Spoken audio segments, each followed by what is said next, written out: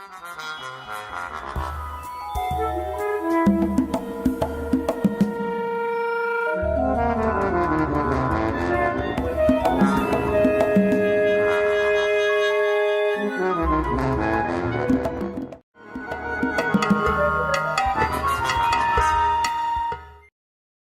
you think that in the future internet will play a even bigger role in business work? Well, we already had this explosion of internet. Yeah. But our generation, and I have to say even people a little bit younger than us, with 30, 35, maybe they are still looking. Yeah. But I have the impression that it will be, when you look for a job in the future, you have to be in the internet, and that's where you will find a proposition. Yeah. In October 2008, 50% of internet users in the UK were active on social networks, and at that time, internet usage of social networking sites on the internet overtook pornography as the most visited type of site, the most activity on the net. And it just carries on growing, and it carries on growing. I have clients who refuse to get involved online. I have firms who will not allow their staff access.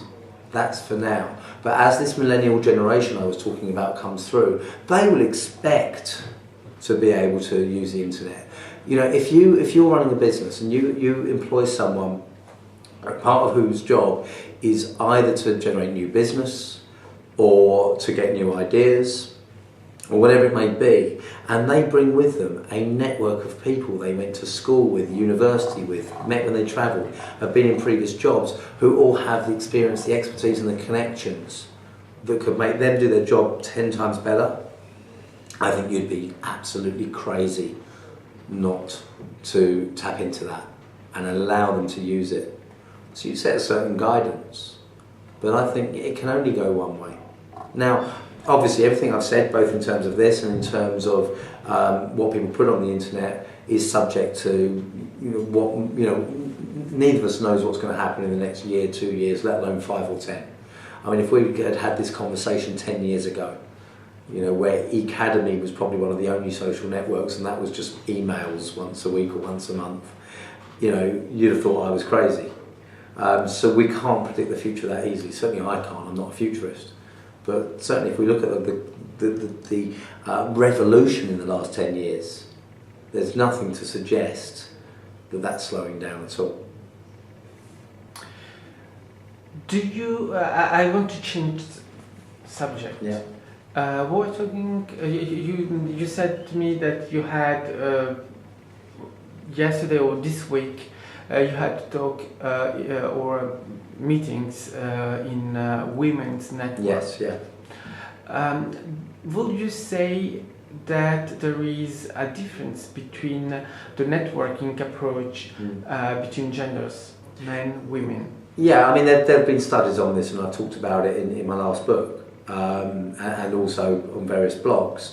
There are differences in the way generally men and women network, and you can only ever generalise. But women tend to listen more.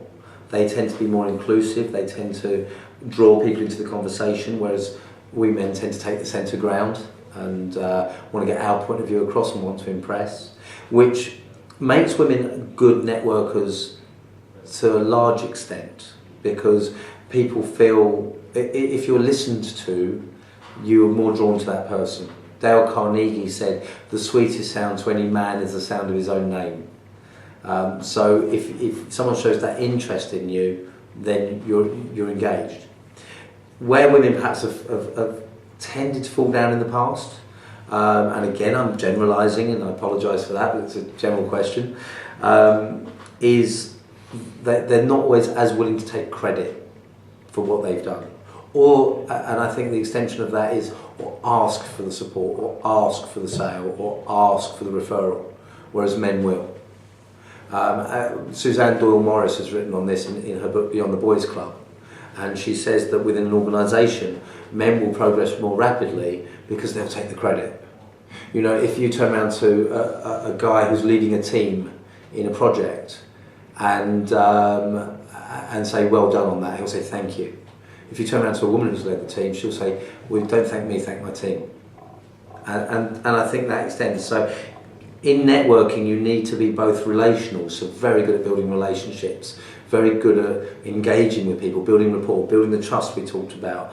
But you also have to have an element of the transactional. You have to be willing to ask for help.